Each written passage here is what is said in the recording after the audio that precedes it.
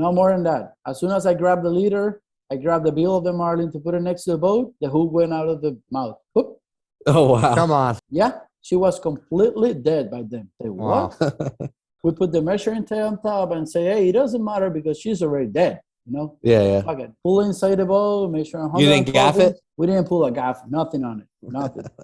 Nothing. When we got to the weigh station, the guy said, where you put the flying gaff? I say, man, we didn't put a flying gaff. Not even a regular gaff. Nothing. And how did it start out? Like, what was the origin story? Too much alcohol. Really? Okay. Says if God wanted us to have fiberglass boats, he would have given us fiberglass trees. It's for fishermen. It's not for taking the wife and the wife's friends. I think that it's a really, really pretty bit. And then there was a blur that went by and ended up in the cockpit, as far as if I can remember correctly. Welcome back to State of Sport Fishing Podcast. I'm Nick Carullo. I'm joined with me, Anthony Pino with Hooked Optics and Captain of the Blood Money. Tonight, we have Jose de Veer, first mate on the Black Gold. Got the chance to fish with Jose a little bit, get to know him. Great guy. Thanks for coming on tonight, Jose. Why don't you introduce yourself? Thank you guys for letting me be in the podcast. Sorry a little bit if I misunderstood something. My first language is Spanish, so you guys know I'm going to get it work. I'm Jose de Veer, born in Venezuela, raised in Venezuela, fish a lot in the Wire Banks, grow up in Puerto La Cruz, 150 miles east from La Guaira, fish a lot over there, be in boats all my life, trying, to do the best of me. Been working on the Black Gold right now, almost 5 years, running that cockpit with Keith. He's a great captain. Yep. Great guy. Yeah, great guy. Fished with Nick last year. Was last year or year before? Year before. Yeah, year before. Yeah, you're right. Year before, 2020. Yeah. Yeah, we had some good fishing. First day we went fishing together. We run those wahoos with Che. You remember in that afternoon? Yeah. That was cool. We take Crazy Junior with us. Yeah. Had a couple of wahoos. Then we went marlin fishing. I hear your podcast when you was talking with this guy from the Billfish Foundation. You pull up that day when we caught 16, 2 sails and a white. Yep. That was an epic day, man. That was a good day. You didn't have a sonar then, Nick? You said you didn't, or you did? No, that was on the Marlin Darling. I got you. Yeah, we had the sonar. We had the sonar on the boat. Yeah. Yeah. That was Chris was sick and Shay was running the boat. We had great days of fishing. Thank God. Thank God, and Shay, and thanks to Bobby. Let us do all this shit. Yeah, we had a good couple days, man. I was sick. Yeah, that was great week. We fished like a week or something like that. It was amazing. Yeah. Jose, tell us about how you got into fishing, man. And, and your early days growing up in Venezuela.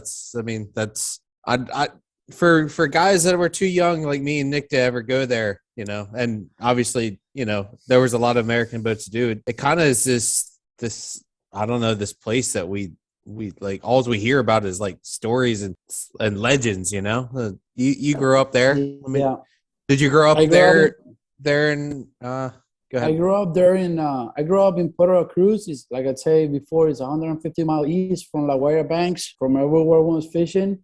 But my dad, he always had a boat.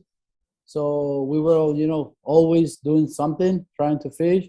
I always was, every time that he was taking me, I was always trying to do the best of me, trying to fish. Then I was part in my hometown of one of those teams with good guys that were, trying to do the best of everyone, trying to fish. I'm a little bit young for that La Guaira Bank season when everyone was on there too. I'm just 31 years old, so everything ended up there when I was like 15, 17. Would your dad keep the boat in Veracruz, was it? No, Puerto La Cruz. Puerto La Cruz. Yeah, we keep the boat on there. And then you would take it to La Guaira? Yeah. Before we, when I was a kid, we had little boats. And then in 2003, my dad, he bought a 38 Bertram, nice boat, white body, one of those good ones. And then by 2007, it was ready. We repowered, do everything. We got everything done. We took it a couple of times to La Guaira, fish over there. It was a great place. That was like a couple last year when Jimmy Grant was there, Baba Carter was there. Actually, I had the pleasure to fish few times with Jimmy Grant. He's a great guy, great friend, great guy. Nice. How was it fishing in Puerto Cruz? Puerto Cruz is like we call it, a mysterious place. It's so weird down there. One day can be great, one day can be worse. Like, worst day in your life. You can go one day and get 10 sailfish, a lot of sailfish running down there, small, big sailfish with a little bit of bait, and just trolling. Nothing with kite, nothing like that. You can get a blue marlin or 2 bites in the whole season, a year. The season is like from June to November, December. It used to be like that. I got, I'm already been out of Venezuela like 7 years. 7 years I don't fish down there. Wow. Like every day. So, crazy. Yeah. I was talking before we start this with Nick. I just went to Venezuela in December to meet my family. And I fished December 21st and December 22nd with my buddy Luis. His dad is, been there forever on the Tajat, 31 Bertram. They know, everyone know them like the Power Ranger family. They are like, if it's rough, they go. If it's fun, they go. If it's blowing, they go. If it's a storm, they go. That's what they do for a living. Yeah. Before we set the whole spread in the water, I was telling Nick before all this, we were already hooked up with a blue one. Wow. Yeah, and that's fishing commercial, buddy. Fishing 80s with 130-pound leader, 130-pound test mono all the way to the down. 4 feet, header lead just to, when the swivel hot fish. They do commercial fishing. Yeah. They don't Yeah. they don't let go nothing. We caught double slam. That's awesome. There's a lot of fish in there. A lot of fish. You put a double slam on the boat on the 31 Bertram?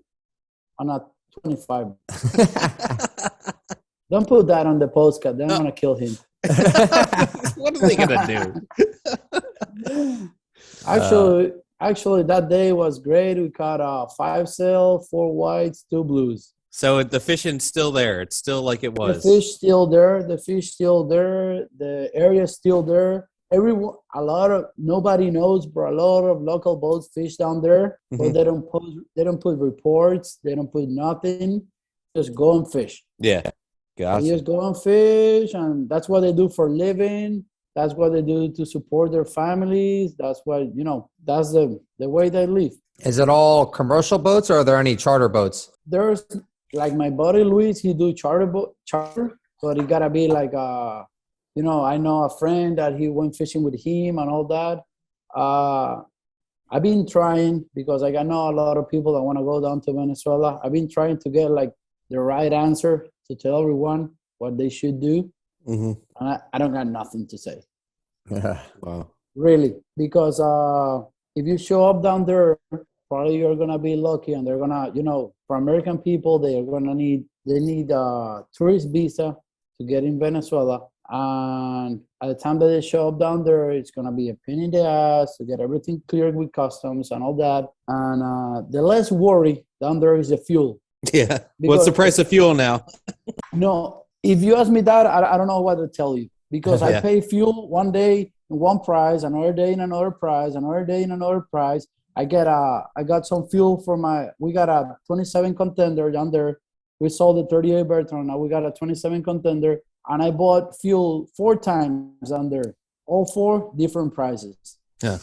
So there is nothing that I can tell you, there is nothing like I say, hey, I guarantee you fuel down there at this price. No way. But the average is between 50 cents and $1 per liter. Wow. That's still pretty reasonable compared to the United States. Yeah. It's not the best quality of fuel because it's dirty. You got to change a lot of filters, but it's still fuel. You can go and run, fish and do everything with no problem. That's incredible, man. No, so, I mean, tell us you grew up there and, you fished out. Did you start, is that how you met, like, through guys like Jimmy Grant, like, met people to go start to branch out and start to go fishing other places and like, where, when those guys were there? That's how I started fishing, when I was a little kid, and my dad started taking me to La Guaira Bank. We were fishing over there. I met, met some people down up there. Where those they were like pro tournaments by them. Those Billfish tournament by the oh shit, man, Rick, the Cuban guy, Rick Alvarez. Okay. Rick was running those tournaments down there, so I was, my dad was taking me down there. Just, that was a great time. That's when I started. I met Jimmy, I met Bubba Carter, all those captains. Long time ago. That's probably when I was, like 10, 12, 15, less than 15 years old. Yeah. And then we took the boat a couple of times to Caraballera. That's where everyone was going, Marina Caraballera. Hanging there in Mango Marina, where they got the Tropiquin and all those, good boats from down there. Last year that the Waterman was on there, we were there, trying to do the best of us, fishing over there. And then when Jimmy got stuck with his boat in Aruba, a couple of people that want to charter. People it's interested in going to Venezuela and all that. That's when we took the boat up there, and Jimmy flew from Aruba to Venezuela, and we fished with him like 10 days, if I'm not wrong. Remember wrong. We fished like 10 days with him. It was great fishing. That was when everything was already like really bad over in Venezuela. We were fishing the blue ones on the north sides of the bank, La Guaira Bank, and one of those big boats of commercial tuna fishing was under, and they throw the net, and we almost got stuck inside the net. Almost for a little bit. Was it a purse seiner? Yeah, one of those that throw the net. They drive the little boat around you.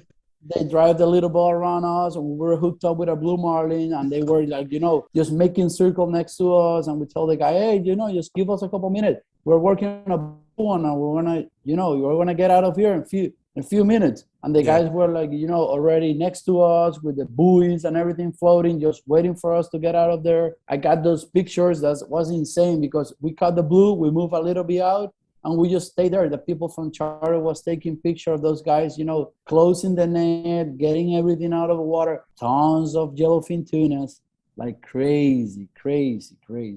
Wow. Yeah, wow. Yeah, that was like, how everything started for me. I fish a lot in Puerto Cruz in my hometown. We got an island named La Tortuga. It's 56 miles from corner to corner from where we live. And there's a lot of fishing up there that nobody explored because it's far from land. And that island, you don't got no facilities. So you don't got no fuel, you don't got no power, you don't got nothing. So you got to go over there, anchor, stay overnight, run your generator, and just get your fuel to fish a couple of days, and then go back home. Wow. One of those great trips over there. We caught some nice yellowfin tunas, and on the way back, when I slowed down my boat to get in the cut in the marina, generator down, and one engine say like, "Hey, low fuel pressure." I said, "Whoa, we barely made it." That was tight, boy. But it was great fishing up there in La Tortuga, my island. I love that place. I would love to, take everyone back down there, take my friends, everyone fish down Venezuela, man. Wow. I would love to take everyone fish down there. Some people that I know that fish with me, charters and all that, they always ask, "Oh, you Venezuelan? I want to go down there to that country. It's great. I had a lot of fishing. And, we were fishing white marlins, and we had the 80s ready on the bridge, because that's a good thing down there. You don't know what's gonna pop out in the big yellowfins. They always, the big Allison yellowfins were there. Yeah. Andres can tell you about that, my buddy, the one that we talked before. Yeah. Man, you're fishing by this time of year, probably a little bit earlier, November, December. You're fishing blue marlins, and you gotta have 280s at least ready on the bridge, because you can turn around. It can be those birds like crazy on the well on top. You better put all the 30s and 50 aways, and just run those 80s, boy, because you're gonna be pull out like quick. Yeah. And most of the time they're big down there. Those tunas, most of the time they're a nice size. Wow. They caught a couple 200-pounder, 250 yellowfin tunas. That's not good when you hooked up one of those in a 30. No. No. Well, hopefully it's going to open up one day. God, man. I hope it open. I'd be one of the first ones there, man. That would be amazing. Could you imagine going down there now, Jose, with friggin' a sonar, everything? You wouldn't be able to make a turn without seeing something. That was what I was talking like a few weeks ago. I fished with my buddies on the Salty Fair. And Watson, the owner, he was telling me, man, I want to go down to that place. Can you imagine us running a good spread, couple dredges, and running that sonar and say, man, I can't tell you what you're gonna see in the sonar. It's gonna be crazy shit going on down there. You're probably gonna, you're probably gonna run over another boat because you're gonna be watching your screen or something, and you don't know what's gonna happen. The Jurassic Park, that'd be crazy. Jurassic Park, for sure.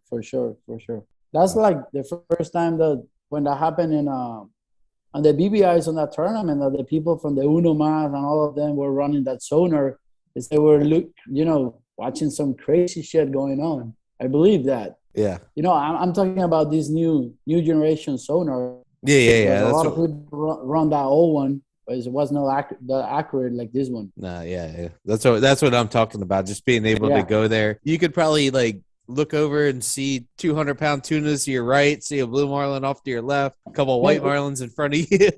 we were coming. We caught the two blues early in the morning. We were coming down sea, and we saw something that I was seeing in that place. You see the sailfish swimming on top of the wave going down sea. Oh, there is a sailfish. He just turned the boat. We hooked up a triple. Yeah. I say, okay, good. Now we got 3 sails. Awesome. You keep going, going up and down, 1 mile up, 1 mile down, 1 mile up, 1 mile down. Oh, look, that's a white marlin swimming on top of the wave, the same. You just see one, turn the boat over there, you get a four-header or something. We have a single. We miss a couple, fishing heavy and everything is not that easy. And we were like, fuck, okay, we got a grand slam and everything. Let's keep working on something. And doing the same, 1 mile up, 1 mile down. We got another white, we got a double header white, and then we got 2 single sails. And say, man, that's great fishing spot. And, what's it look like when you get in an area there on the bank and like the fishing's like that? Are there a lot of birds around? Can you see bait on top? There were some bait, and there is a lot of bait there because the commercial fishing boats, some of them fish live bait. They run the live bait on top of the bank. Okay. They're running, so you fish what we call that mile up, mile down. That's getting in and out of the bank. Mm-hmm. You don't want to get farther in because you get everything chopped by the kudas, wahoos, and critters up there. So you like to fish down, a little bit farther down. So that's when you get those blue marlins, white marlins, sailfish. How deep is the water? Man, it goes from 150 feet, like 1,000 feet, like really quick. Yeah. Really quick. So if you get too shallow, you get eaten up, and if you get eat up, yeah. You're gonna get kudas. There's not a lot of kudas there that can fuck you when you're fishing, baits. Mm-hmm. But when you're fishing live bait, there's a lot of kudas. Yeah. So on wahoos, there's by that time of year, the green water, a little bit green water pushing, cold water, a lot of wahoos. So that's something that you don't want to catch. You don't want to ruin your bait. Yeah. So, after I fished a little bit when I was kid down there, fished with my dad and all that, I came to the Dominican Republic first time. Banner run, it was 2016. Who'd you go there with? I fished with Bruno, the same guy that Brian on the Doña Lucy used to work, amigo. Okay. I fished with Bruno for a white marlin season. It was a great place, great fishing, learning a lot because we used to, in Venezuela, we used to fish a lot different than the people here. We fish down there almost with no current. It got to be a little bit of current. Here, you got to, rev that boat up, make your baits run with the current and everything. So for the first week, I was like learning how to do it. I was running the boat by that time. I figured out a little how to do it. You never get that done for, completely. Never ever in your life. So somebody was just telling me, I was asking them about fishing in the Mona Passage in the Dominican, and they said when the current really gets ripping, you can see like a whirlpool. Yeah, you can see that. Yeah, that's crazy. For sure. When you fish out here up front, it's crazy. You can be, just running the boat 10 knots in the GPS, and you're really moving like 4 or 5 knots. Yeah. at the time you see the GPS and you turn around and you see your spread, you say, what the fuck's going on here? It's crazy. You can fish white marlins here when we fish out front in 40, 50 feet, 60 feet of water. Mm-hmm. You're getting ready to start doing that now, right? Yeah. April, May, it's awesome. We had great days last year, fishing a little bit farther up in the lighthouse. One day we caught 12 for 12 on white marlins. It was my personal best day on white marlins. Yeah. I guess fishing white marlins was a great day. That's sick. Yeah. So when you guys got some fishing days coming up here soon?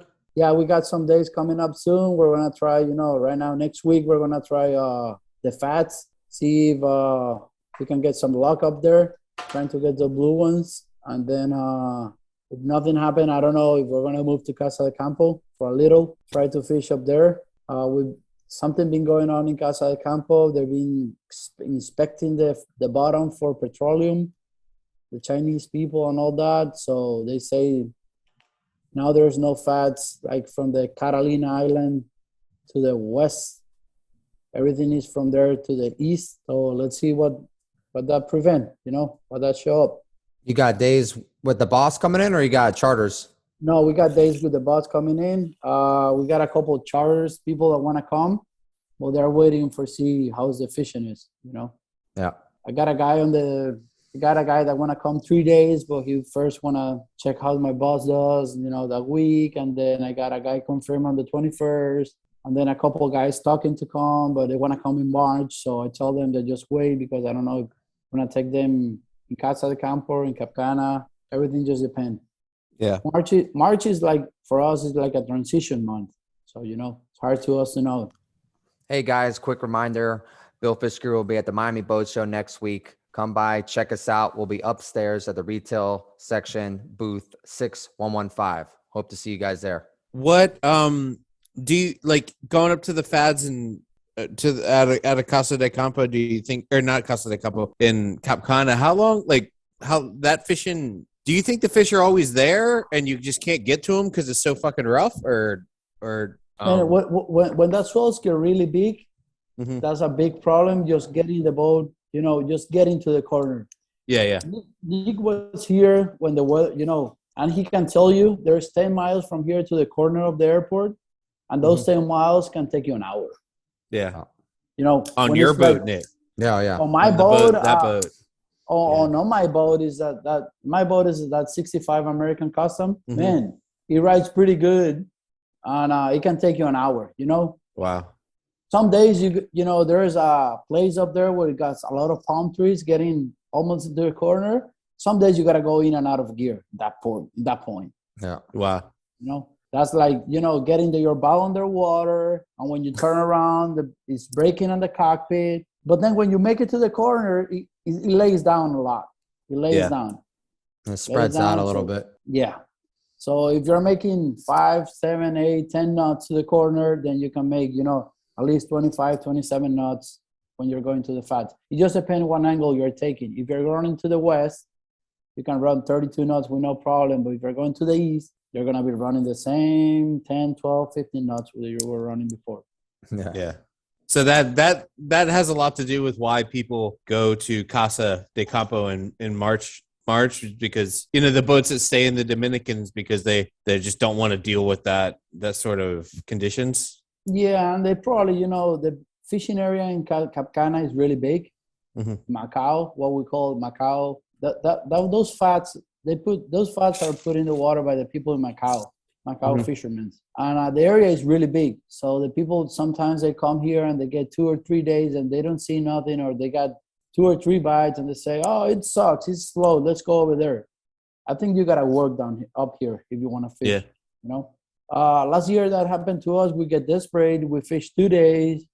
Here we never had a bite. That was by March, and we went back to Capcana by 3:30 in the afternoon. We packed the boat. We went to Casa de Campo, fish for the next 4 or 5 days.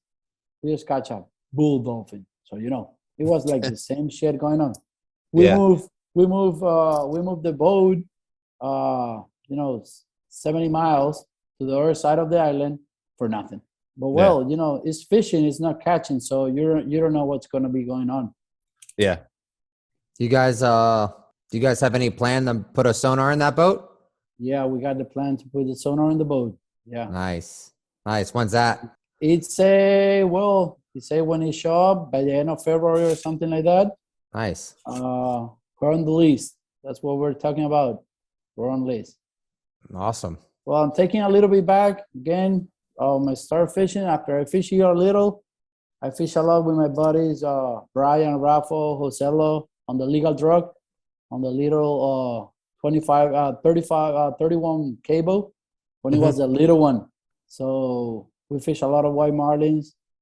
I learned a lot from them fishing. And then I got the opportunity, a guy, probably Nick Snow, Nathan on the rehab. Remember that boat that was fishing in Miami? Mm-hmm. He gave me the opportunity to fish with him a little bit on the Bahamas, taking the boat to Florida, and then taking the boat to North Carolina to fish that big rock. Actually, it was like the first time for me fishing with lures by myself. I learned a lot, you know, by the Instagram pictures.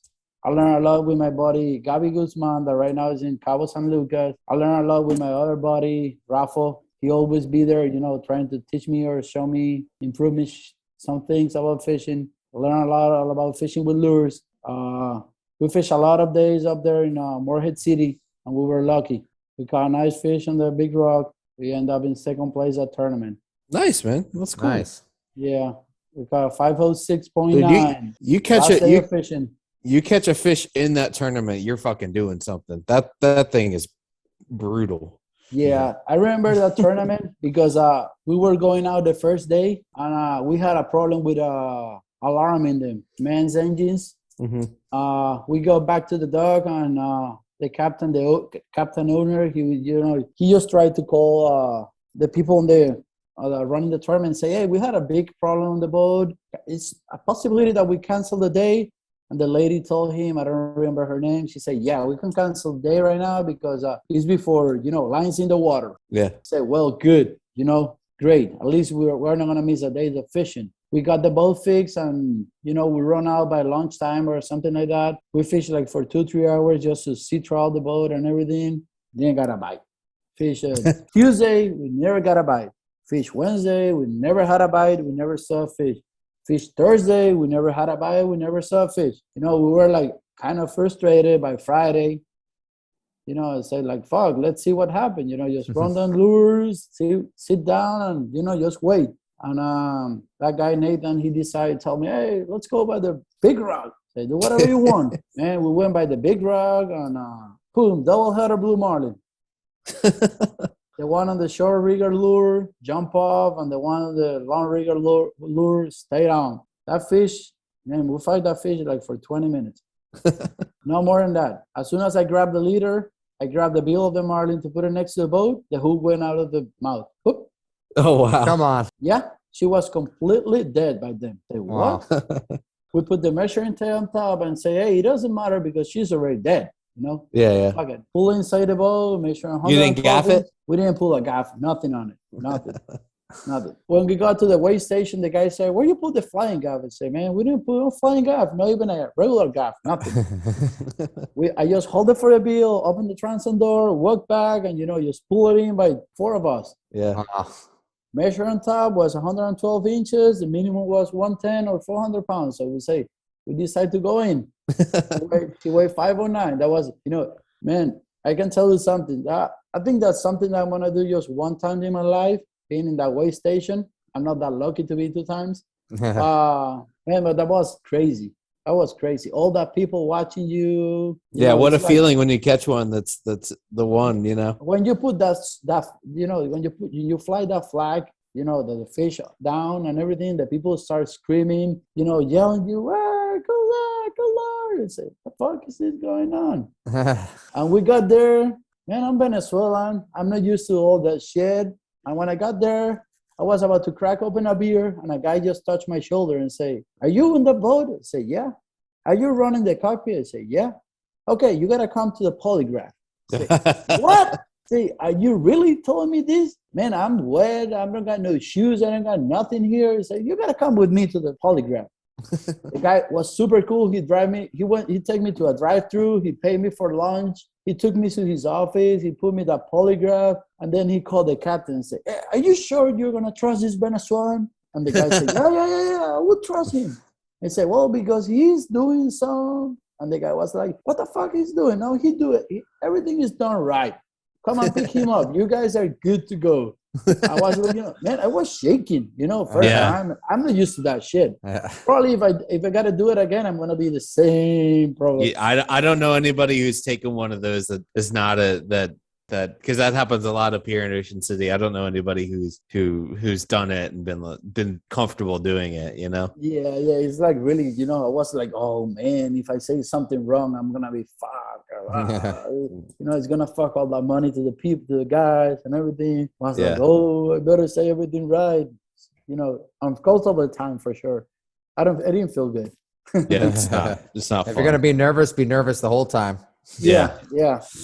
But well, man, that was a great chance. And then when I was up there, I went and fished down when they first put the boat in the water, the old Doña Lucy, the 41 running. I went down and fished with them in St. Thomas. It was a great day of fishing too. We won the last Boy Scout that they made. Oh wow! Yeah, caught 5 blues that tournament. Everyone was, just touching me, grabbing me, and say, "You're hot. You just win there. You just won that a big rug, and then you come down here and say, 'Don't touch me. I'm gonna be, fuck. I'm gonna get bad luck on me and all that.'" And I can tell you something. That 2017 was like a great year of fishing experience for me. Yeah. Great year. I fish a little bit in San Martin because I was working on a mega yacht down there. Then I fish on Bahamas, South Florida, and North Carolina. Then I fish St. Thomas. Then I fish here in DR. That was like, great time for sure. Nice. Sick. Yeah, you got the hot hand. I mean, shit, when I fished with you, we had a fucking epic day. Epic day, yeah. But you remember the last day that we fished with Bob, first fish I hooked up, first thing we hooked up in the green water was a triple. Yeah. Bob caught his, Ito caught his, and then my fish, after we fought it like for an hour, he pulled off. Yeah. Next thing we set everything back out, set everything troll a little, hooked up a double, caught the other fish, my fish hooked up, pulled off. I said, oh my God, here we go. One of those days that you don't want to be on it. Yeah, I think that was it though. I think after that we you guys were perfect after that. Yeah, but then we ended up catching 10 that day, I remember. 10 blues. Jeez. What month was that? It was like November, I think. November. October, November. Yeah, that was crazy fishing. Everyone say the pandemic was like really bad, but man, we fish half of the year, 2020. For me, was my best personal year. Yeah. Me personal, on being on a boat, we end up catching 275 blue marlins. Jesus. Yeah. Wow. Fish a lot with That was 2020? 2020. We fish with a lot of shit with Shay. And then we fish a lot on the black ball too. Yeah. Having great days. Catching, in 6 days trip, catching 45, 50 blue marlins a trip. That's great fishing. Yeah. Great fishing. Wow. I remember you, that day that you show up here, you got 12. First day you went, to mark buoys. That was sick, man. That place I can't wait to be back, man. Special place. That happened to me. Anthony will be there soon. Yeah, gotta hope. I'm here, Anthony. Yeah, man, we're coming. You better stay for the whole year because when it's gonna get good. Nah, he's got white marlins to catch. I'm definitely leaving as soon as it gets good. I promise you that. Yeah, there's some people that you see people packing the boat and say, "What the fuck are you going?" No, we're gonna, we gotta go up north, and as soon as they leave, 10 blue marlin flags boat come in. I believe that. I know that's gonna happen, buddy. Yeah. I don't doubt that. Especially because we leave like in May. I bet you we'll leave at the end of May, and it'll probably be. That's gonna be when the blue marlins are gonna be great. I'm fishing out front here. You're not gonna have 10 blue marlin bites, but you're gonna have a few blue marlin bites, and all of them are gonna be nice. Yeah. There's no fat fishing. It's fishing instructor, fishing the bottom, mm-hmm. and by that time by the end of May, June, you're fishing the rocks up there, 3 rocks, 2 rocks, and she hold pretty nice size blue marlins. Yeah. Sure. What do you think the oil drillings or the oil exploration's gonna how often do you guys go out to the west and Costa de Campo? Man, actually, we never were going to the west. That was a 70 miles run or something like that when the people were, when they were catching a lot of blue ones down there. Mm-hmm. I think, if I'm not wrong, the one that found all that fishing down there was Brandon, the builder choice. He found a lot of, he found some good buoys down there. But it was like running 60, 70 miles from the marina. Wow. Going down there is not bad, but coming back is a pain in the ass. Yeah. Why? Going down there, you got the seeds with you, but coming back, it get big and, it's sporty. Yeah. Huh. And we were never going that way. We were going to the opposite way, to the east. Having good days too, but nothing like down there. I don't think it's going to affect much. I just think it's going to be great, way better if they put oil rigs. Yeah, that's true. I don't think it's going to be from one day to another. They're going to put the oil rigs. Yeah. But if they put those oil rigs in the next few years, that's going to hold some fish down there for sure. Yeah. Interesting. Mm-hmm. Yeah. Well, you told us some pretty good stories already. What's another? What you got? Another one that really stands out? One of your great days? Man, another one that comes to the top of my head is my first day fishing on the Black Gold. I was never fished before with Keith. I love him like a person. He's a great captain. And we talk in the phone a little. Actually, when I was fishing with Bruno, first time I came here, I was sharing dog with him, in the Capcana. So we talk a little and all that. And first day that we went fishing together, we went 12 for 16 on blue. Wow. That was like the first day of fish for me fishing on the Black Gold, and say, man, this is great fishing. I never had a double digits blue marlin before in my life. Yeah, never. Caught some fish in Venezuela, but never had a double digits blue marlin. Never had a double digits white marlin. Never had a double digits sailfish either. Wow. I gotta go and fish with Nick to get a double digit sails. Blues are a lot cooler. Yeah. Yeah, they're great. They're great. You can have good sailfish in there in the DR too, right? Yeah, we went a couple of times with my friends on the legal drug. Brian running the boat down there in the Saona. Is that like, so there's a little point that comes off of Saona. That's where you're talking about, like 150 feet or so? Yeah, but sometimes you gotta fish in the shallow, in the 40, 50, 60 feet of water. Wow. Gotcha. And then we were fishing that day. I remember another boat was trolling offshore past the 100 feet. And they didn't get one bite of sailfish. And we ended up catching 6 or 8 and probably had seen or at least 20 sailfish. Wow. There was a lot of them down there. But, I remember guys on the Bandolero said they've seen days when they've seen them, I guess, tailing and big, huge packs of fish. Yeah, Paco fished down there a lot. Paco, he loved to fish down there. Actually, he got a tournament going on next weekend. It's called Sailfish Bowl or something like that. But he got all categories. He's most of sailfish, but he got swordfish, he got blue marlins, white marlins, everything make points. But the problem fishing down there when we went, and I guess it's for everyone, critters are really bad, boy. Really bad. We were rigging 40 or 60 teasers a day and 200 ballyhoos. And some days by lunchtime, you're out of everything. Out. Wow. That's crazy. Yeah. Brian, when he went that day with Chuck on the natural, they caught 29 cells. Yeah. They got that record or something like that. They didn't find the kudas or nothing. The sailfish were biting and they moved the kudas. Yeah. They didn't run all those, they didn't use all that bait and everything like we were using a couple of weeks before. What time of year would that be? Is the best down there?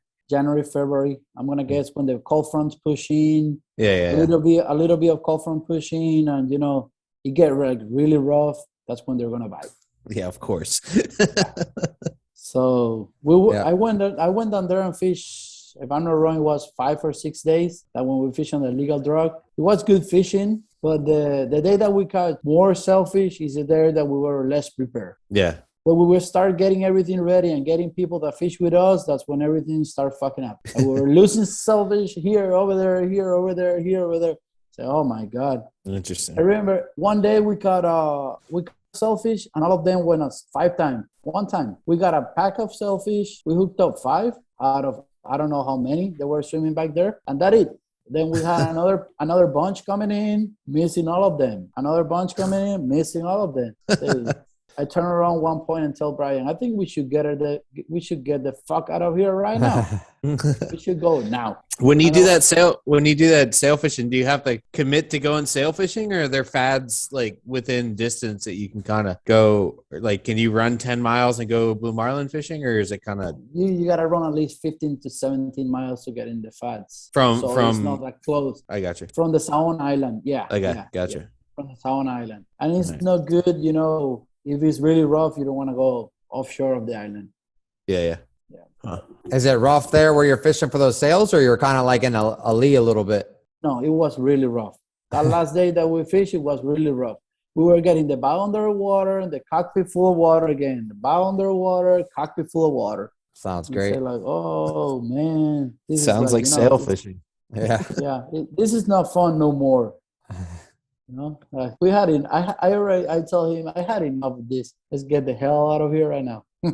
Damn. But, you know, good experience and everything. Yeah. Probably, you know, you just gotta be lucky. Go down there one day and, you know, get a good day and catch those sailfish. Had a bunch of them or something. You know, do most people when they go from Cap Cana to Casa de Campo, they just cut behind the island, or do people go down there just to check out the fishing on the way there? Man, when the people move from here to over there, they just move because they gotta carry the cockpit full of and everything. Yeah. I'm that goal who go inside the island. You said you gotta move. I move inside the island. You gotta go inside the Saona, between the Saona and the Catalina and the Palmilla. You run that Catuan shortcut over there. It saves you a lot of time and it's way better weather-wise. I've only been through there one time on a smaller boat, but big boats have no problem going through there? No problem. I remember the story that my Captain Keith always told me, that when he pulled the Betsy in that cut. Wow. He pulled the Betsy and then... but do they go slow or they go playing through it? We're playing through it. We go making 32 knots with no problem. The shallowest point from the keel to the bottom can be 8 to 10 feet in low tide, but that's just for a little while. Is it marked, or is it easy to go through? Or no, it's no mark. It's no mark. Yeah. I got a lot of waypoints. I brought a boat, Doña Lucy, last year from the boatyard back here. It was late in the afternoon. I just put my navionics there and, you know, just follow the waypoints and make it through. Mark a lot of, you know, probably got 50 waypoints or something like that. It's not that long track. It can be 12 miles, but you got to go, you know, you got to move a little. Most of the time it's sand in the bottom, but you don't want to hit that for sure. No. Yeah, not there. No, not here. Yeah. Nice, man. Well, you got anything else, Anthony? What do you got? No, I just got more questions about the Dominican, trying to figure out what to do. Go ahead. Ask away. I don't know, man. Like, I kind of got a good idea. I'm more curious about Casa de Campo, about like just how you fish and what areas. Is it pretty obvious? Like I don't even know. Like, can you just ask somebody where the fads are, or are they just like, fuck you, go find them? No. You know? Like if you ask me right now, I'm not gonna tell you where exactly they are because I don't been fishing up there, but I can tell you around the area. Okay. You know, I can show you your chart and say, hey, look here. You know, look this area. You're gonna see some fats there. The commercial fishermen, they don't put the fats always in the same place. But if one get cut off or just it broke or something, it's gonna be in around the same area. Okay. So they swing around a little. Yeah. If I tell the people, if it's 4,000 feet of water, they probably put 6,000 to 7,000 feet of rope. Wow. So they swing around a lot. One day, when you can be fishing one day and the current is running to the east, you mark them. And next day you say, what the fuck's going on here? And they all move to the west because the current is running to the west. Yeah. And you don't see them from they can move almost like a half mile or so, right? Yeah. Well, it's going to be 1,500 feet at least, you know? Yeah. I move around. If it's rough, that's that depends too. It just depends if it's really rough and how fast the current is running. Yeah. They swing around a lot. They swing Gotcha. around. Yeah, I remember showing up to some and you're like, all right, I'm going back there the next day. And then you get there and you're like, where the fuck this thing go? Yeah. And you got to work hard because if you start, changing your waypoints, you say, oh, what the fuck? This is the same one that I delete. You just move a little. You just move a little. You just move a little. So, you got to keep your mark, keep working on your tracks and everything, just to get a great idea where they at. After you fish 2-3 days, you figure out everything. Oh, the current in the morning is running this way, in the afternoon is laying a little, and then it runs that way, or it's running constantly this way. That's just dependent every day. I gotcha. I remember a couple of years ago, current was running so hard. We're looking for fats. What the fuck they are? Oh, all shit, underwater. they're underwater. Yeah. All underwater.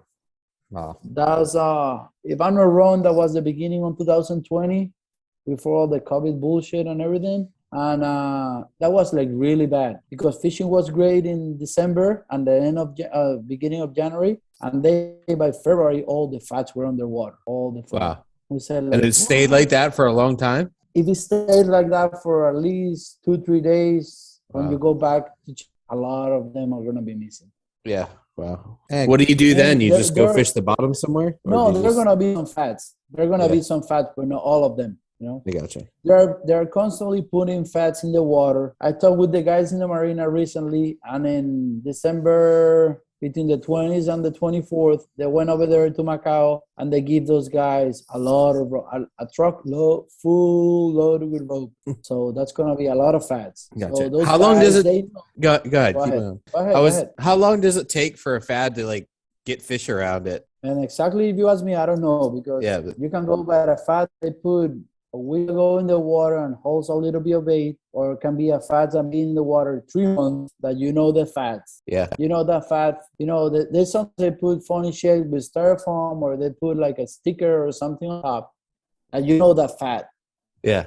You say, that fat been here at least for 4 months, and you go by them, you got no bait. Yeah. And you go by another one that got the palm tree fresh, and you can see the rope clean and holding some bait. So, it just depends on the current most of the time. Yeah.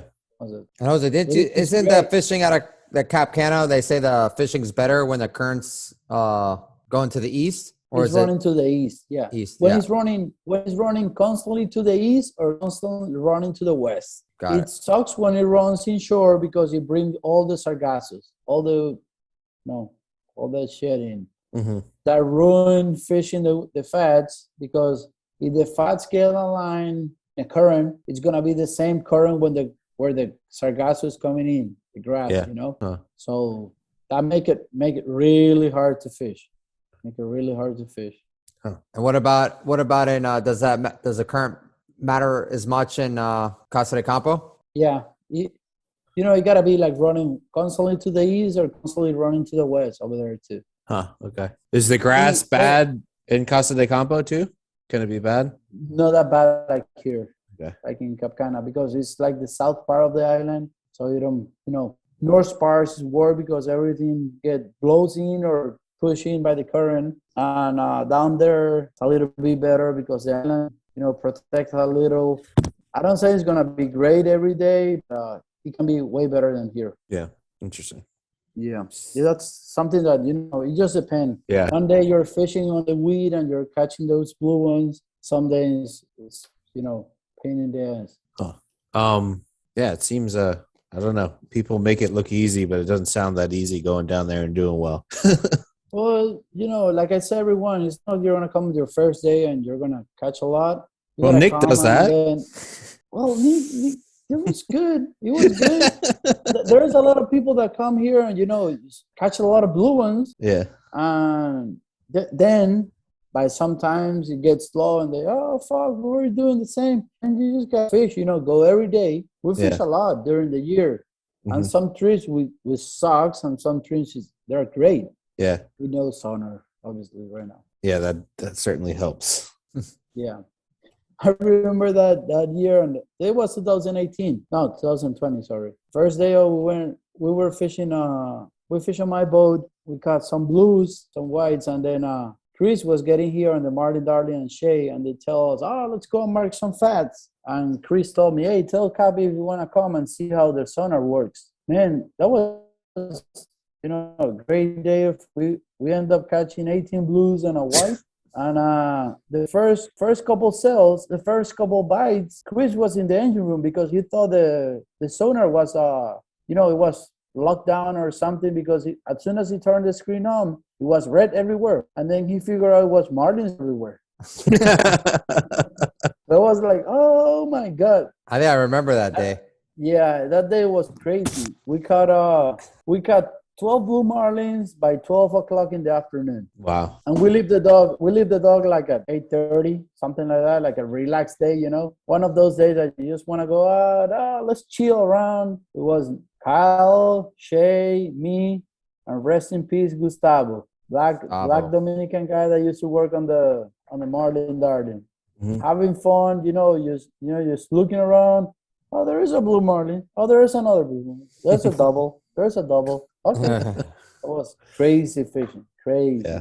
That sonar really helps. It's a great tool to have it. Yeah. Should be interesting. I'm excited, man. Hopefully we can fish together. What was that? You got one on your boat? Oh yeah. We've had awesome. I think we put ours in 2000, and first year with it was 2019. So we've had it for a while now. Awesome. You got a couple of years already. Yeah. He's a pro. I don't know about that, but when I'm pro sonar, I feel like I can, if I'm in the right spot, I can do okay. That's what I tell everyone. I said, now you got the sonar, now you got to learn how to use it. Yeah. It's not easy, especially. It's not easy. I know I'm going to run over a fucking fat or something like that. Be like, oh, that looks like a blue marlin. Oh, nope, it's a fat. Now it's in the wheel. Don't run over a good one. Everyone's going to kill you. That happens. Yeah. That happens. It's not that often, but it happens. I think we got the 24 volt dredge reels, and I think I'm just I know a lot of people go to the heavy braid for that, but I think I'm going to just stick with the mono in case I get one wrapped up in the fucking wheel. It'll just break, or not in a fat. It'll just break off. Yeah. So. Yeah, if not, you'll pull the whole fat up. Or no, it'll take the rigger with it probably. Yeah. Then I'll be driving 800-pound braid. You're gonna pull everything out of the water. Yeah, it'll take my rigger with it, and I'll just be driving around in the Dominican with one rigger for the season. Still catching them. You still wanna be catching? Yeah. Don't worry about that. You can fix your rigger here in Beron. I know a guy already. Yeah. We had enough parts fixed. Make some nigger rigs. Nigger rigs that work. We take them into the jungle. We fix them. Make it work. Well, yeah, I'm looking forward to it, man. I hope I get to see you and fish with you, dude. I think it'll be fun. I need all the help I can get. It's been a long time. I've never fished anywhere like the Dominican, so I'm not used to. Load your boat and come here. I'm not used to fishing in the current. That's what I'm worried about. We don't fish in a lot of current here. Load your boat and come here.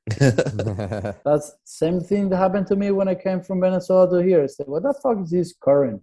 Yeah. You see, it's like first time I saw that, it was like, when you see a river that is like ripping in one side and the other side flat calm. I said, like, what the fuck's that? That's a current.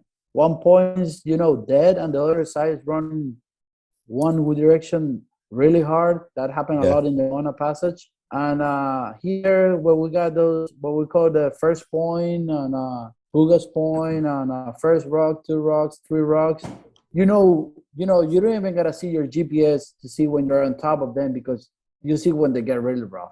Yeah. When you get used to, if you're trolling the deep area and you just turn your wheel and say, oh, it's getting really rough here, I gotta get it.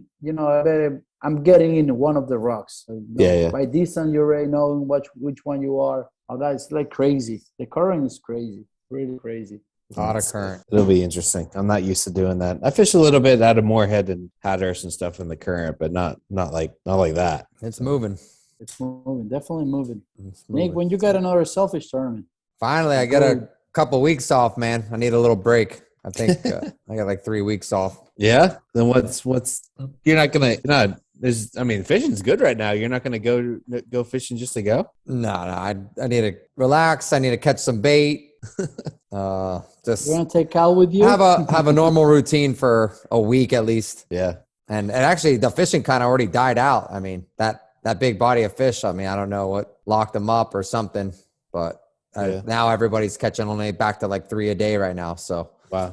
I mean, it was the one day it was like good from Stewart all the way down to Miami for like a day or two, and then it's over. Yeah, had that cold front north wind. Finally, a good condition. They bit their asses off, and now they're gone. I think I saw pictures. VJ a couple of days ago, he caught 15, right? If I'm not wrong. 15 for something. Yeah, he had a great day. 15 for 17, and then he posted a picture. He hold out the boat because he got to do some maintenance. And say, well, that's great because he's coming this way. VJ is heading this way soon.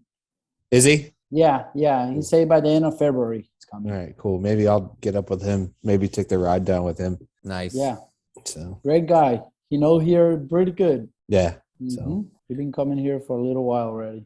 A lot of years. Cool. Well, cool, man. I appreciate it. Yeah, whatever help you need, you can call me, text me, whatever. I will be blowing you up, man. I've been blowing Brian. I've been blowing Brian Ramos up the last at least 3 times a week so far. So now I know you and. Tell me to give you my number and whatever you need, text me. Man, it was a pleasure to be part of this. Leo is a good guy. I think I met him a long time ago in Venezuela, if I'm not wrong, when he was fishing on the Hey Chama. Yeah. And I saw him when he was fishing here on the Betsy. But there are some kind of people that, a lot of friends that I made around Instagram that I don't know, Yeah. A lot of people that, I can tell you, hey, buddy, what's going on? And talk with you every day, and I don't know you in person. Yeah. Yeah. Something great that what do you call these industry make you. Yeah. The industry make you. Yeah. So, well, cool. Well, thanks, Jose, man. We really appreciate it. Thank you, Nick. Thank you, Jose. The goat. And I'll see you towards the end of this year at some point. Okay. Well, you guys know it's a pleasure to be here. Thank you, Nick. Thank you, Anthony. Whatever Thanks, you Jose. guys need, I want to be here. Appreciate it, man. Jose on the Black Gold. Check him out if you want to get down there and catch some fish. We want to be running them blue ones here, boy. Trying to.